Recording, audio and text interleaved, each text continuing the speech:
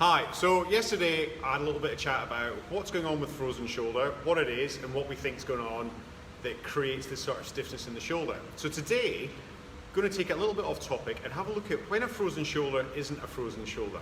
Because not everybody that's been diagnosed with this or demonstrates signs and symptoms of it has a pure frozen shoulder. There are other things that can be going on that means that you can actually get quite a successful response to treatment or certainly really improve to make your shoulder a lot less limiting day to day.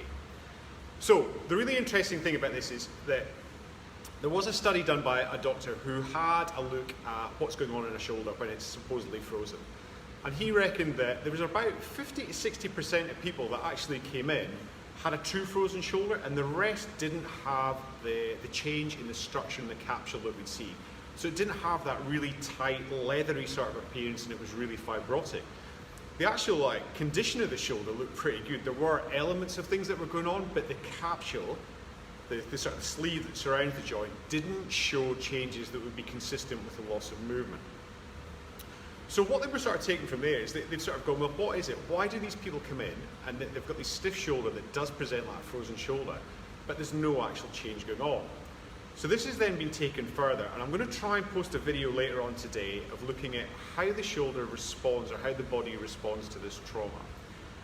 So it could be that what's happening is that at a subconscious level, in your higher centers up in your brain, that when you hurt your shoulder starts going into pain, it puts your shoulder into lockdown. So much like we've had a bit of a lockdown for 3 days, it just decides as a protective mechanism that your shoulder's not going to move.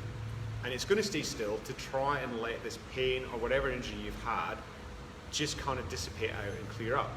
But very, very similar to people that have persistent pain problems or like chronic pain, whereby the pain is like a dysfunctional alarm system that won't switch off, there's not actually indicating any tissue damage, this persists. So as the shoulder itself might start resolving, this bit up here hasn't switched off, and then that basically, you're maintaining this sort of stiff shoulder for no functional reason at all or no protective reason whatsoever. So this creates this sort of muscle guarding effect. And what they've shown with that is that there's been a study done with about 5 or 6 patients. It wasn't particularly big qualities or big sort of quantity of people they looked at. But people came into surgeon, they had a look, they had that typical restriction of movement whereby they can't lift their arm more than 90 degrees. They're maybe just stuck with that elbow, like can't externally rotate. So when that's been tried to move in the clinic while the patient's been awake, that was the restriction. When they put them on the table and they were under anaesthetic, some of them improved by about 45 degrees of movement, so they could actually move their arm up on the table to there, and some actually had full range of movement coming back. So what that showed is that in a proportion of people, or a percentage of people, that some of that frozen shoulder may actually be muscle guarding. So it may be a complete muscle guarding issue, or it may be a partial muscle guarding issue.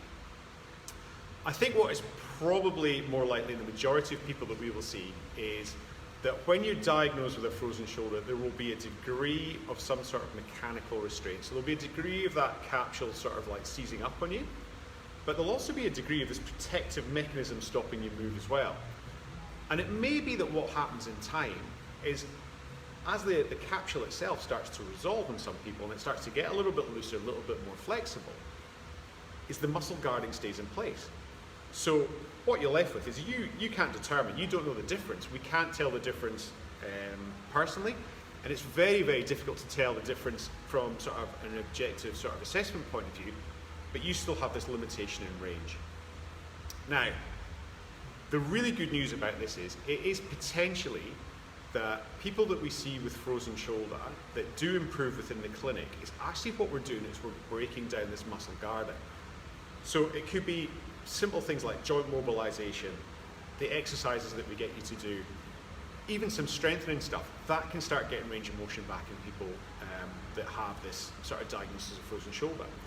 Some people report a difference in, oh look, I'm much better with massage or things like trigger pointing or I put heat on it. So what we're effectively doing with that is we're probably resetting the brain and the nervous system to recognize that your shoulder is not under threat anymore and we don't have to put it into lockdown, that we can actually let it go, and then what will happen is then you'll start to find out what your true range of motion is. And I think that's a really important thing, because quite often we're told with frozen shoulder, Not a lot you can do for it. It's going to take 3 years to resolve, and that's the way it's going to be. And I don't personally think that's an acceptable sort of situation to be in. I wouldn't accept it myself. So if you do have a frozen shoulder, I think it's always worthwhile taking into account that there is a potential for this muscle guarding that's going on in some of us. And if that's the case, then if we can break that down, we can certainly improve your range, start you moving better, and then that might just expedite or speed up your recovery.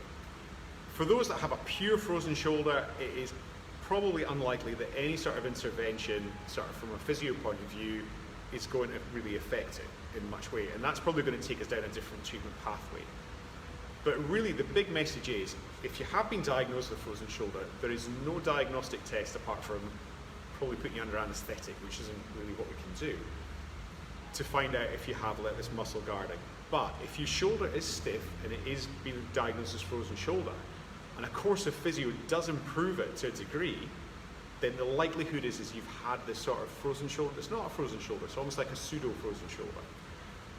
So I hope that's useful for you. I'll try and get that video up that demonstrates a very extreme version of this, and it's quite amazing to watch. Tomorrow we will hopefully have a look at an actual capsulitis, and we'll sort of go through, maybe just look at the typical patterns of presentation, and we'll sort of wrap it up from there, and then we'll put up some exercises that we sort of use, or little techniques that we can try and get your shoulder moving. I hope you found that useful. It's quite an interesting one, I think. If anybody else has a problem with adhesive capsulitis, it's sometimes called, or frozen shoulder, feel free to give us a call at the clinic. We're always happy to see if you have got this muscle guarding sort of problem going in, if your shoulder's in lockdown and not actually frozen up itself. Have a nice day. We'll catch you later. Bye-bye.